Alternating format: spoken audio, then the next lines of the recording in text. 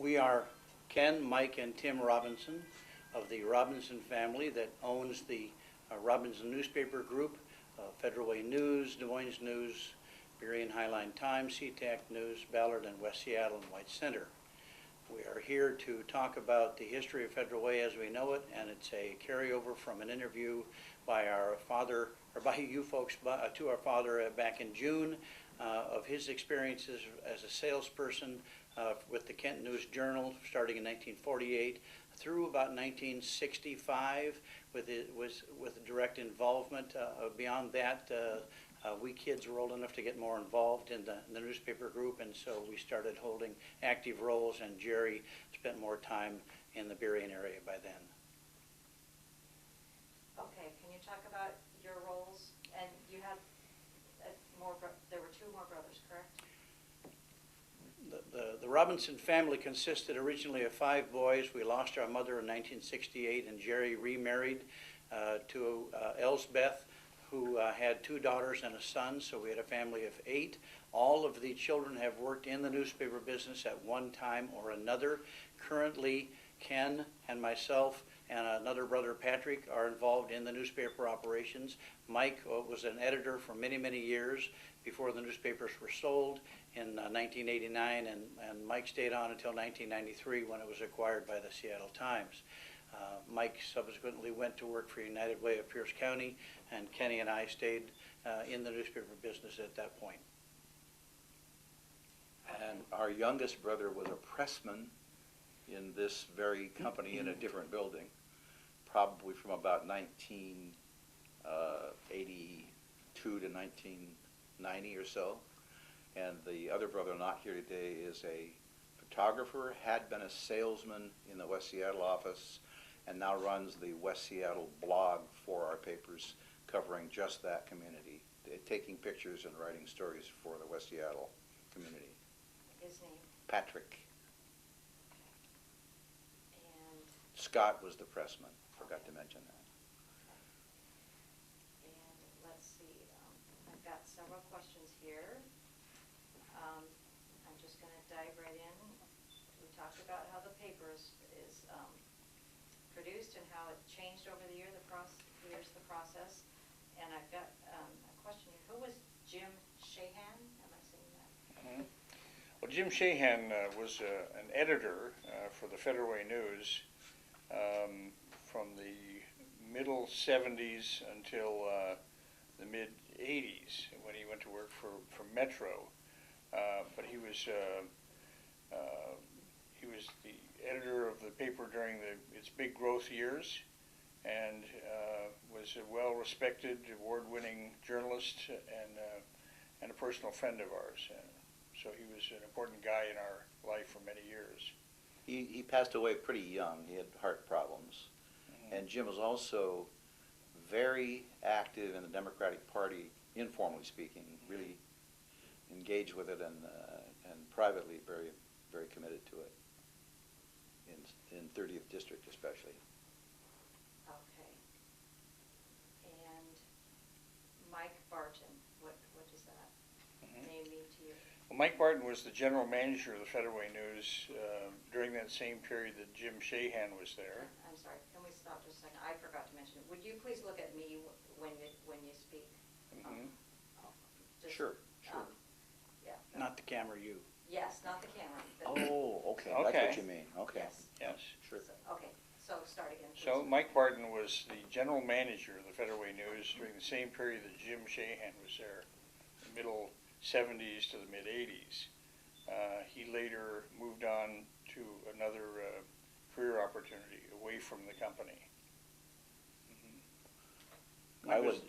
Go ahead. He was also the advertising director for a while and was very artistic. He was. And lent a lot of great talent to the operation at that particular time, and was very friendly with many of the advertisers because he had a pretty outgoing personality.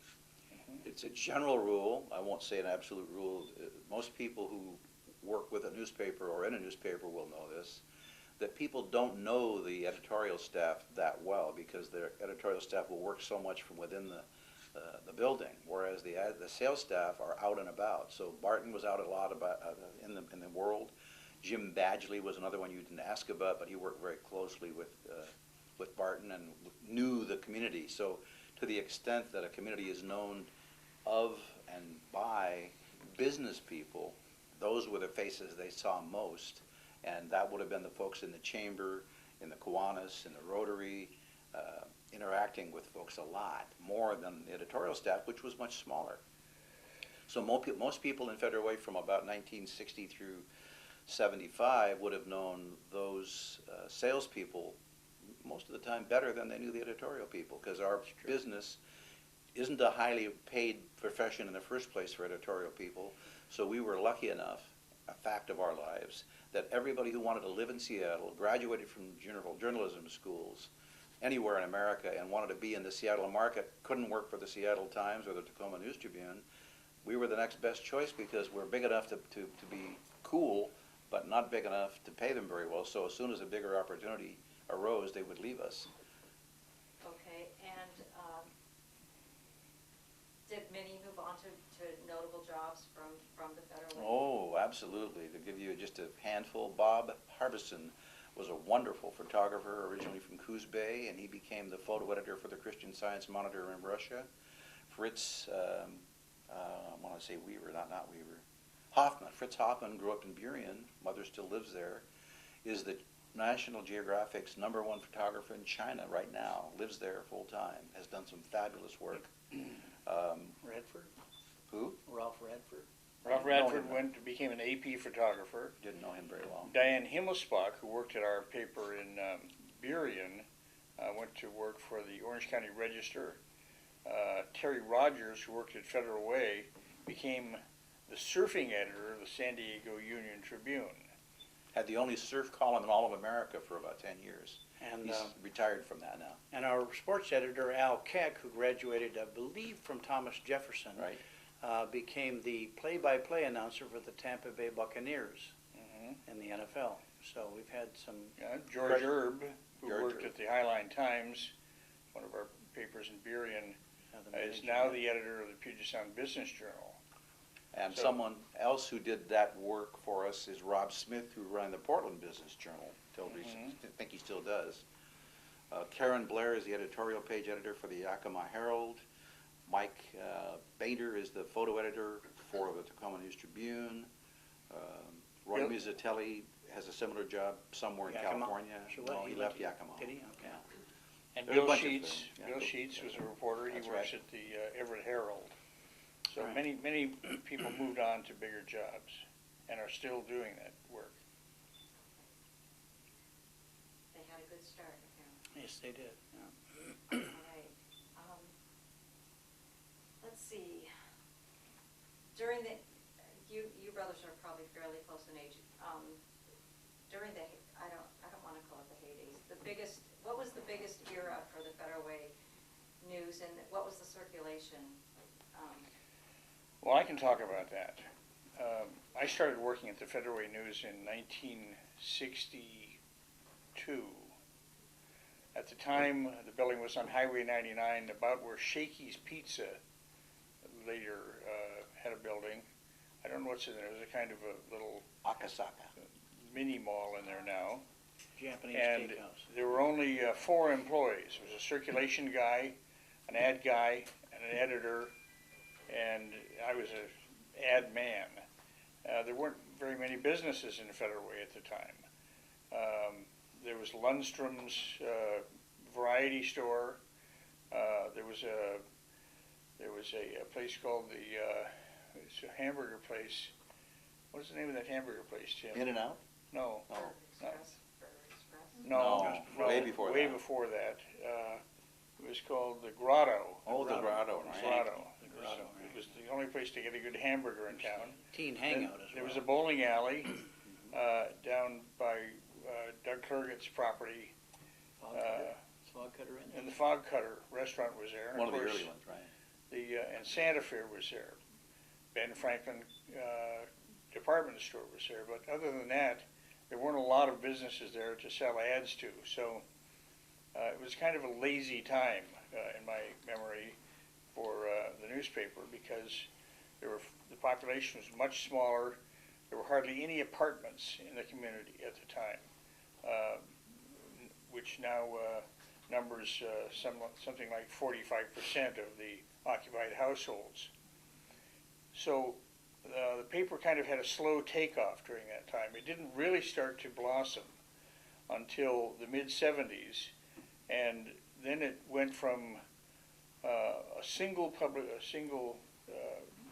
day of the week, a Wednesday publication, because it had a lot of grocery ads in it. We believe that's the day that women went shopping, to a paper that came out 3 days a week, multiple pages with many, many grocery ads in it, and lots of other retail ads from the community as the community started to grow. It's also the time that SeaTac Mall was developed, from 1975. And where SeaTac Mall is, or it's now called the Commons, there was a big field. That entire property was just a vast field full of yellow flowers and a white horse. That was all that was there at that time. And so it gives you a sense of how the community has changed. None of the property where Kratzenberg has his land or where any of the other development is on the north side of 320th was occupied by anything. It was just woods. There was one motel, one cheap motel in there. Well, eventually there was, yeah. They had the little overnight hotels, the little chalets that were parked along there Yeah, south of that's the one I'm Shakey's. talking about. And there were several more along But it was 99 all the way to Fife. Scotch Broom Paradise is what it was. Well, during that time, we were putting out 25,000 papers a week. Anywhere from in 56 Federal to Way. 72 pages, so. That was 25,000 on Wednesday, 25,000 on Friday, and 25,000 on Sunday. Those in the business would probably want us to say, when you make those decisions to go up in frequency, you usually aren't doing it just because you feel like it. You have to have sufficient revenue base to drive that. So the advertising provided that, but so did the advertisers insist on it. So when People's Store was in the mall, they said, we want Sunday. Or when somebody else came in, they wanted that weekend crowd. So we didn't just do it whimsically. The merchants Based on told demand, us right. what they wanted us to do for them, so we created issues and had to provide the editorial content. Friday and Sunday were always much smaller, from 12 to 24 pages. The Wednesday still was the big dog. It's interesting, and Ken is right, we always believed, and maybe it still could be true, that midweek shopping, mostly done by women, was what drove the grocery stores to use that day for most of their advertising. Now it's Sunday. Is it Sunday now? Sunday's the big shopping But day. we were also producing the same thing in Burien and in West Seattle by the late 70s. Three Less, issues. less frequency, no. Yeah. Wednesday, West Seattle never made Wednesday and multiple. Sunday. Yeah. Yeah. And our total production was around 105,000 for each production. 105 on Wednesday, 105 on Sunday in West Seattle. Our circulation. Circulation. Yeah, I mean. right. It might be helpful to add that there was a thing called free paid, a split between the product that went to people who didn't subscribe and those who paid a small amount of money. And that's important because to a newspaper advertiser, the term CPM, or cost per thousand, is a big driver in whether they will advertise with you. How many people, how many eyeballs can you deliver? How many households? So we could get that product, the advertising piece, and we used either filler copy or maybe one feature story with a local flavor to it to fill out the rest of those pages. But the bigger paper was full and fat. So if you were a subscriber, you saw everything from the soccer games to the school news to business, food section, the standard stuff. So for those ads you were talking about, could you use a lot of those across? Yes. Yes. One Yes. aspect of this is that we were still in the county at that time, we were in the city, so we actually hired a court reporter to go into King County and stay in the county and deliver the news back to us and type it all up and have it couriered out to us, or she brought it out on her own. So we were paying attention to the politics of the county at that time and giving it to our readers. So Okay, let's see, what else did I do? What were some of the significant stories or controversies that we covered? Does any? Well, that's a great question. That's probably a question for you, though. Well, because- let's let Ken answer for the 70s, because I didn't get here till 80, so he may have something that he would mention. I think that the arrival of SeaTac Mullen Weyerhaeuser would have been big deals. Those were